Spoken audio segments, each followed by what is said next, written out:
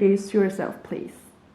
My name's Stephen, I'm 24 and I work as a software engineer at Bloomberg, and I graduated from the University of Southampton with a Masters in Physics, and I taught myself the programming that I know for my job.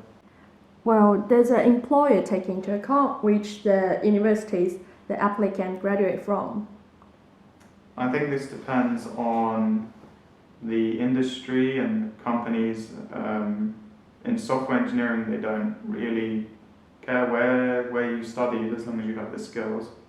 But that might be different in something like law or accounting. But yeah. So do you still remember your job application experience when you applied for Bloomberg?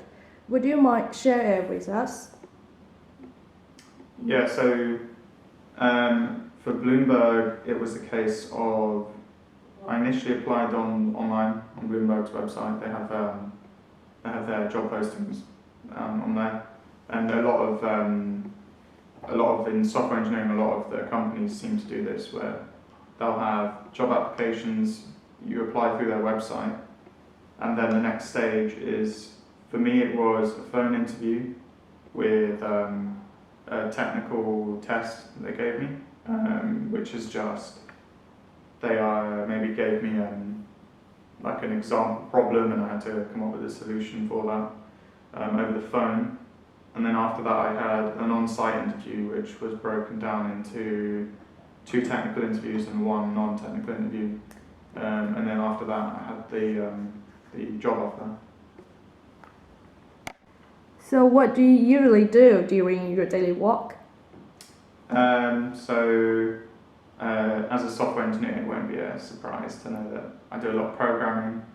Actually, a lot of my work involves talking to other engineers and figuring out what people's needs are, because there's not a lot of point in investing a lot of effort into programming something if it doesn't do what someone needs it to do.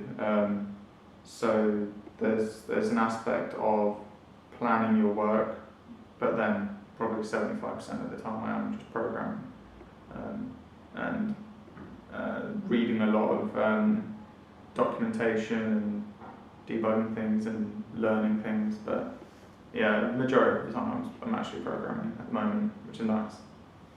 I know what your working hours. So at the moment, I work usually kind of 9 a.m. to 5 or 6 p.m. depending on the amount of work I've got going on.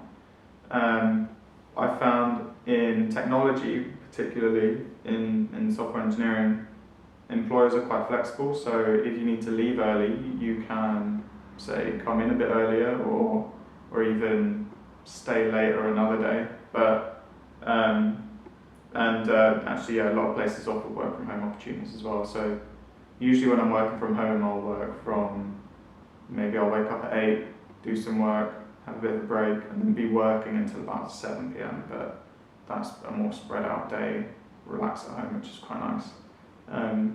Last question is, do you have any tips for the students who want to apply for the job in the UK? So when you're applying, it can be quite useful to do some research about the company you're applying for. Not only in terms of when you're answering questions during the application and in the interview, it looks good if you know some information about the company. But actually, it's quite important to learn about whether or not a company culturally is going to be a good fit. So, for example, with work from home, if some people like it, some people don't. Even some companies will have small things like snacks or private healthcare and private health insurance. And if you're looking for things like those, will depend on you personally, and it will depend on what company you're applying for. Like, for example, if you apply for a startup, culturally it'll be completely different to applying to a Fortune 100 company. Actually,